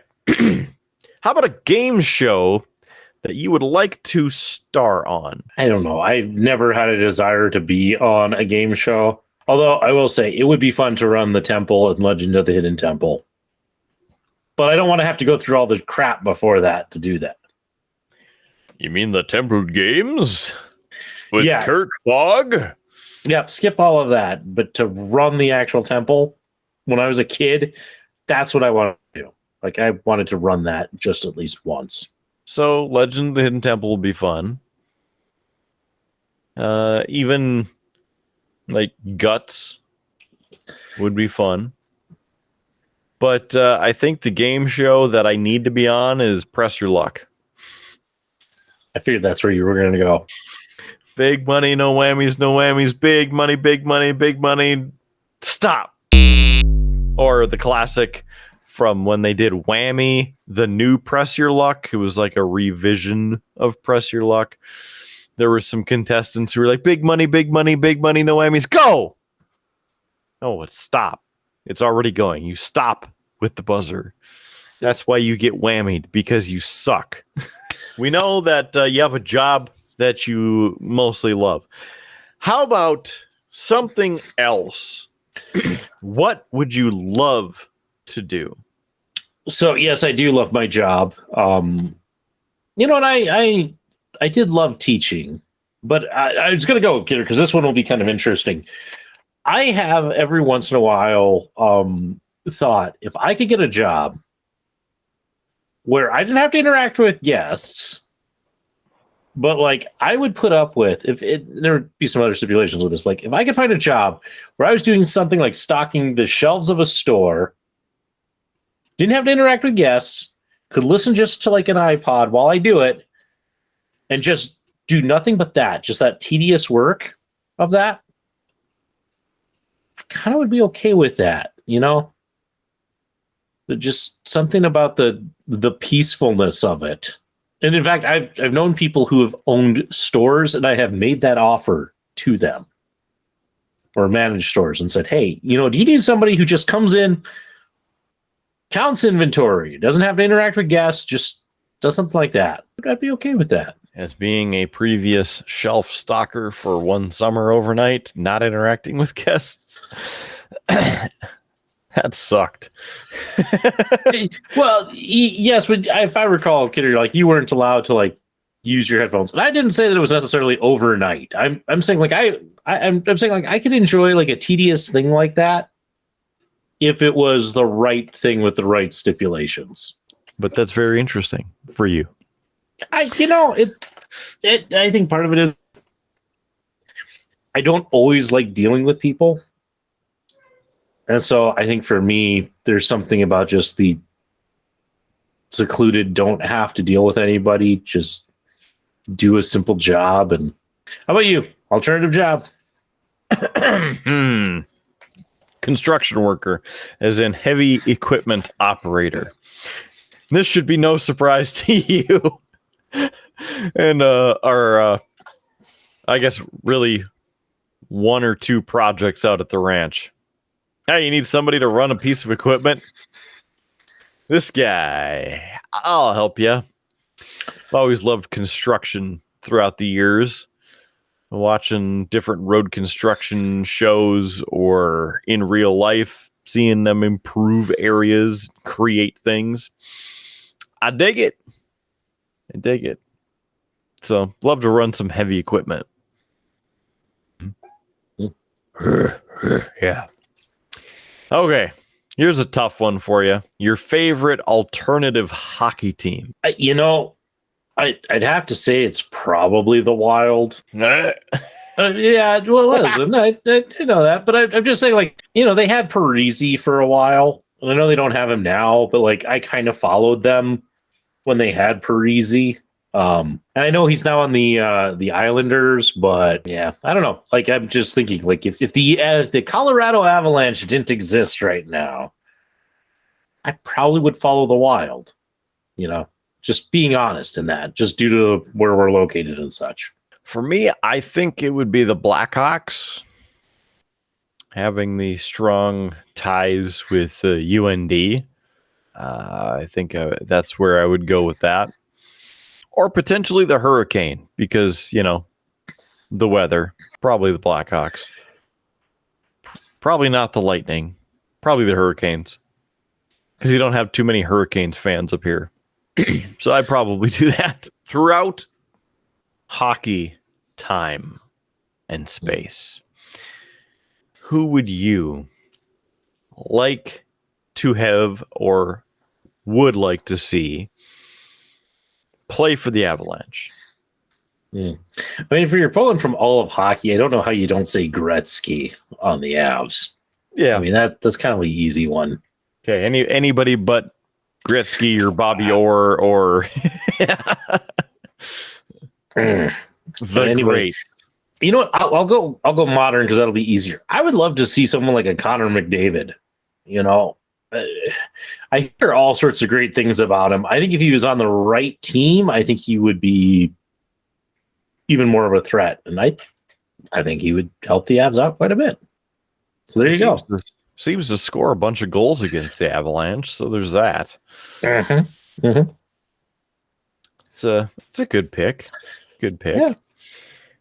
I'd like to see what Jonathan Taves could do with the Avalanche, in a more modern era. I think that would be crazy. Of course, Gretzky, Bobby Orr, with those sorts of time frames, but really have to go 96 and beyond for the Avalanche being, in play. Be interesting. Mm-hmm. And of course, I really want to get a bunch of the old Fighting Sioux players onto the team. Get Jost back, get Parise, get Taves. Those all seem like such easy picks that's why I didn't go there. Right. Rocco Grimaldi. Grimaldi, if you're watching this, go back to the Avs. Please. Don't play for a crap team like the Predators. Please. And Jost, don't play for the Wild. Do you never want to win a cup? Come on, man. Just take a pay cut. Go back.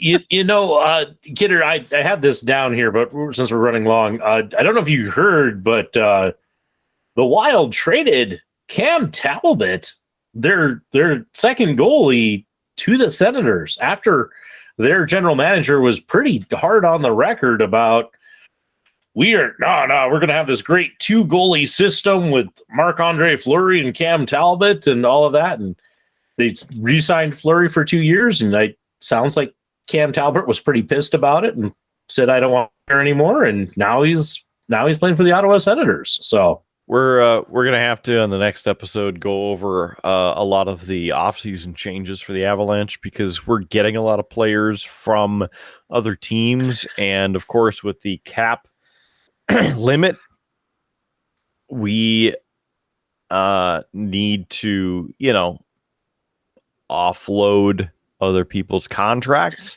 So there's that, right? Yeah. So we're going to have to dive into it on the next episode a little bit more, see what happens with some of the free agents out there like Kadri, because I think he's up to 9 or 10 million, something like that. So there's a potential for him to get signed by the Avs again, but they're going to have to trade some people to make room for the cap. Let's see. How about a band that you'd like to play with? Well, I don't really have the musical talent to play with a band. This is if you did. If you had whatever talent that you would fit in, like you would be the 4th or 5th member of whatever band that you want to play. I mean, there's such great ones. I mean, it would be easy to say Blues Traveler because I love their music. The Struts just seem like a fun band to be playing with. But I'll choose something different, something out there, something that probably most of our audience hasn't heard of. It's the Canadian new wave band Doug and the Slugs. They seem like a fun group of people, and I love their music, as cheesy, as 80s Canadian new wave can be. So I'll throw that out there as a kind of a dark horse. That's very good. Obviously, the number one for me would be Metallica, right? I could be Lars Tuscan. No problem. As for other bands, you went with a Canadian band, so I will also have to go with a Canadian band. The Tragically Hip. How about that for a good one, right? I know at least you know who the Tragically Hip are. I do know the Tragically Hip, yeah. And of course, it's sad that their lead singer has been gone for a few years already, because they made some good music throughout the decades that they were around. Yeah. Can't stop playing with this. Yeah. What are you doing? Kidder, I'm kind of a fidgeter person. I need something to do. So I have a paint bottle here, and I've been sitting here flipping it and catching it in my hand. But as you may have noticed, I drop it a lot, and so I keep having to pick it up. But I thought about painting tonight, but I don't know. I wanted to drop it like it's hot. Well, I'm at the what's called the ugly stage, or like I know what I need to do on this model I'm painting, but I kind of don't want to do it. So it's yeah. All right. I'll get there. Person to meet, and I didn't even go of like celebrity or important figure or whatever. Just who in history you want to have a conversation with. So I've had a very specific answer to this question for a long time, and that would be I would love Kidder the opportunity to go back and talk to my great grandfather. He passed away before I really got into history. I think that there are so many things that I would have loved to have asked him if I could have. He served in World War II. He was in Italy. He was wounded twice, including once being buried alive. There's some stories there, and I would love to. There's so many questions I would love to ask and have that conversation with him about. And just he was an interesting character, but yeah, he passed away before I was into history, or even really before I would have known what questions to ask. So that has always been on my list. My great grandfather, I would love to have that conversation with. For me, that one is kind of tough, and I haven't really thought about it in a while. I mean, over the years, I've kind of thought about it. Like to go back and speak to like George Washington, Abraham Lincoln, Ben Franklin. What's their thoughts, their moments of genius, different things along those lines, right? You get the question of why do you want the freedom like that? So those are all good opportunities. There really isn't a lot of other famous people or influential people that I'm like, man, I got to go meet that person.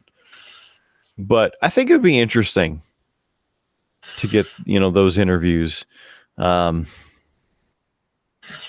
Along the same lines, though, as you, getting to talk to your great-grandfather. My one grandfather's still alive. My other is not. I would like to go meet my grandfather, who I never got the chance to meet. Get to talk to him. his experiences in Korea, just like my other grandfather. He doesn't talk about them at all. So for both of them, I'd like to be able to talk with them and get their stories, their interactions, what happened to them. Because my grandfather, on my dad's side, was left for dead in Korea and was at one point stripped naked because he got blown up partially by a mortar shell and was left behind. The Koreans stripped him naked, took his weapons and his everything that he had. And the following day, when the Americans and the Allied forces pushed back in the front, they discovered that he was still alive, picked him up, pulled him back from the front, and actually shipped him to the Honolulu medical facility, where he ended up spending, I think, 6 to 8 months in doing surgeries and rehab from his injuries there in Korea. So it's, a little bit of a reason why he doesn't talk about it, but I would, for the ability to share that information, would love to be able to sit down and talk with him, both of them, to learn about that.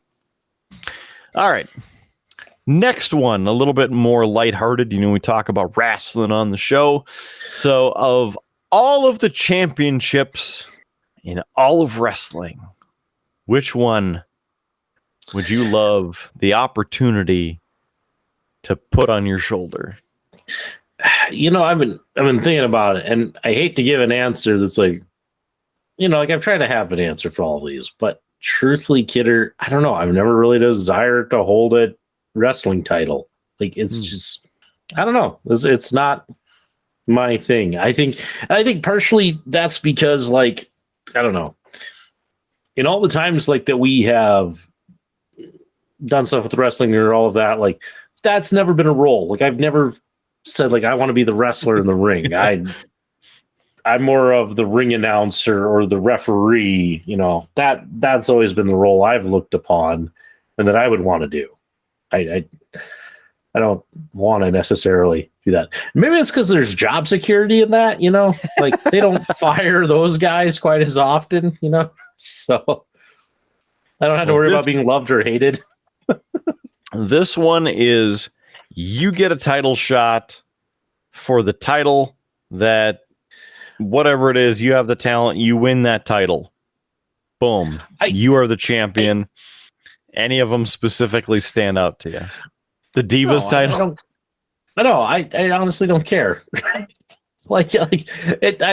sorry. It's like the one question where I'm like, I don't care. I don't care about having a title. They might have an I don't care title somewhere. I don't know. Yeah, I just like the TV title. It doesn't matter.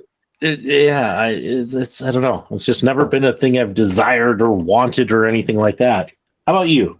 I think it's really tied between two of them. And number one would be the undisputed title that Brock Lesnar held back in the 2002-2004 range. I really enjoyed that title for whatever reason.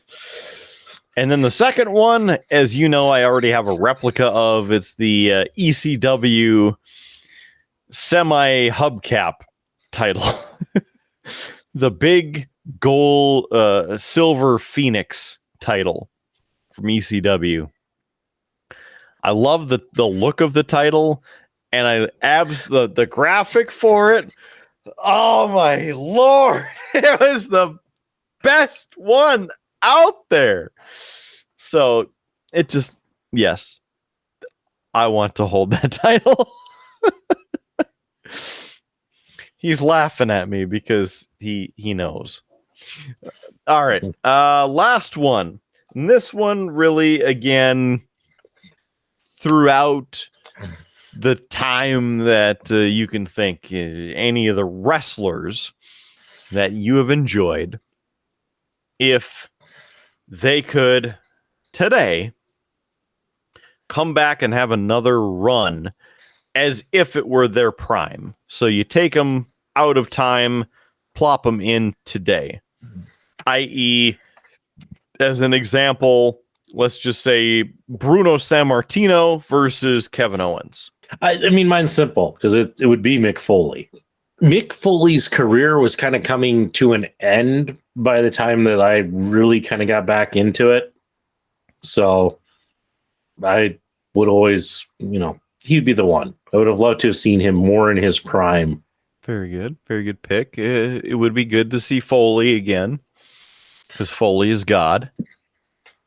For me, I never watched the old school wrestling.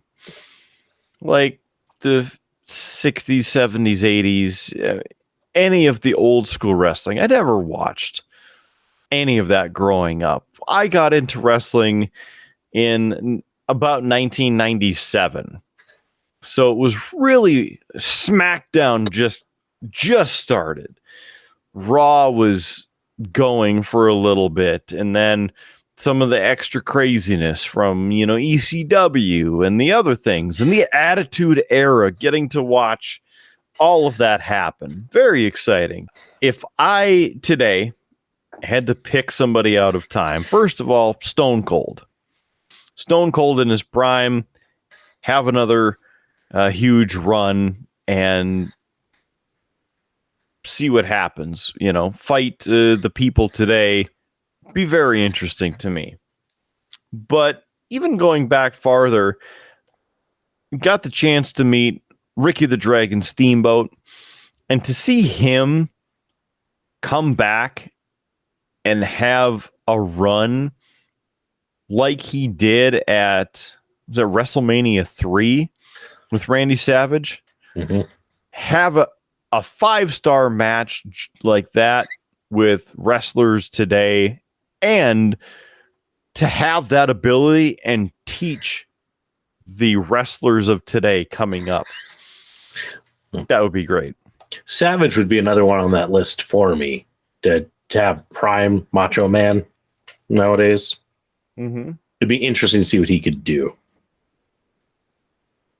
So, yeah, and I mean, if Macho were still around, I mean, that would be something very cool.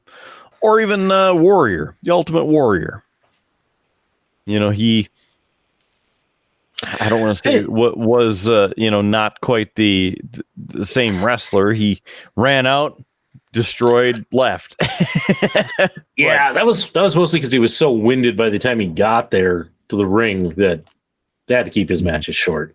But I mean, if he, think about if he didn't get into all the steroids and the egomania and different things, right? Like if he had developed as a better wrestler. Yeah, I don't know about him. I don't know that he would have had the same appeal. I just throw it out there as a possibility, What if the path hadn't diverged to the way it did? What if he became a better big wrestler like Hulk Hogan, where he turned into Hulk Hogan? Well, I mean, he was supposed to be. He then got greedy, so he held McMahon up for more money, which is why he got fired. It's fun to talk about the what ifs and have the purely speculation of all of that. Ricky Steamboat, even Arn Anderson and Tully Blanchard, right? Getting to see those guys wrestle again. 4 Horsemen, their prime, come back. So I throw it out to you, the listener or viewer. If you're into wrestling, who would you have picked for any of these questions or places or vehicles? The whole list. Drop it in the comments because we'd love to hear from you. Next episode, if you have some comments, we'll throw them on there. We'll talk about it. We'll interact with you. It's not like one of those other famous shows where they just ignore your comments and could care less. We actually care about you, the listener or viewer. Well, Kidder, we've been going for a bit, so maybe we should just go out on a quick hot take. Do you want a hot take?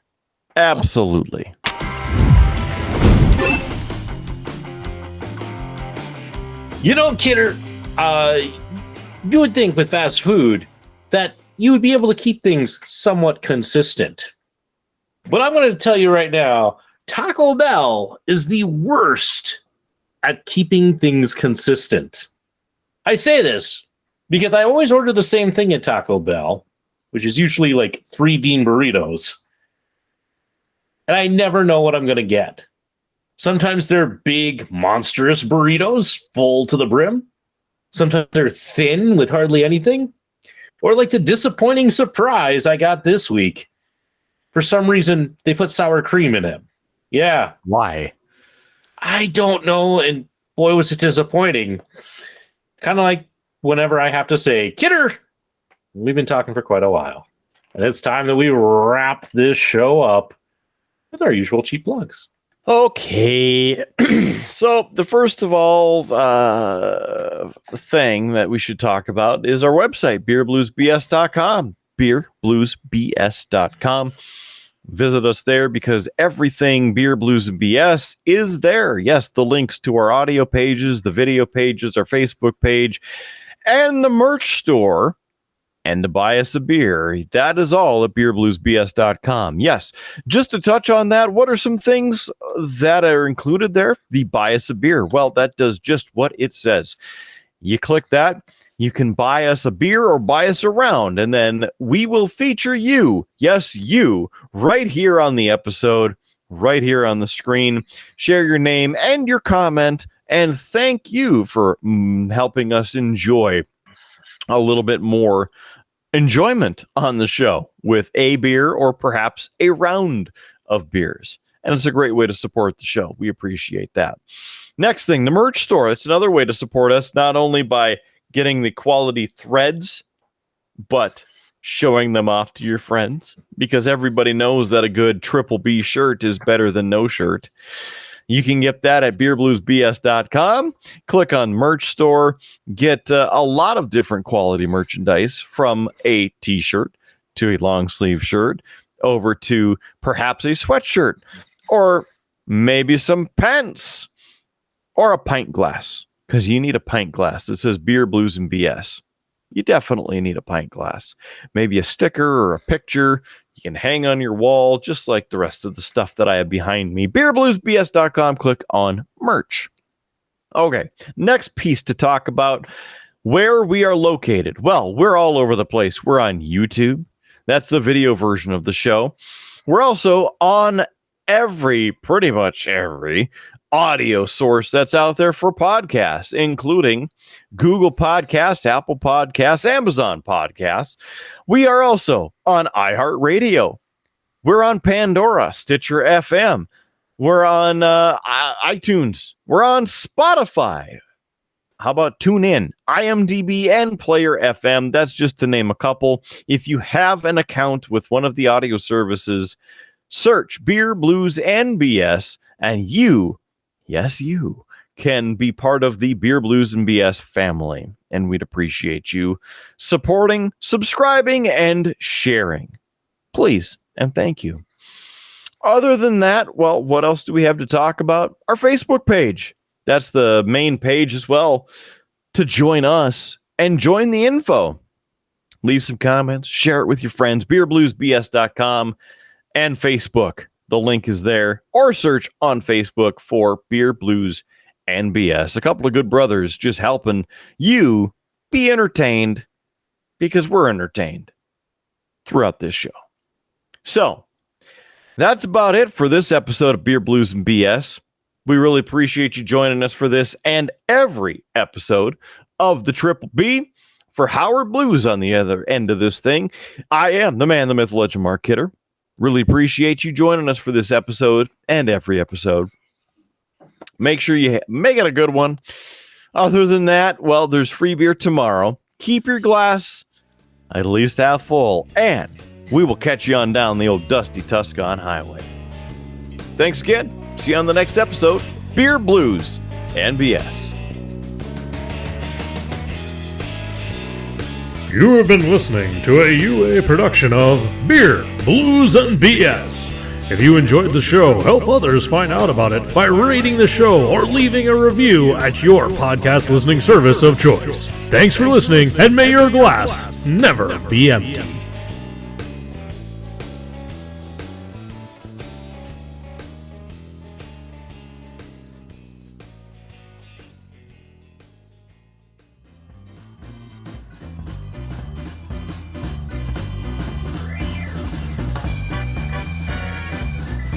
UA Productions presents A Glimpse Behind the Curtain.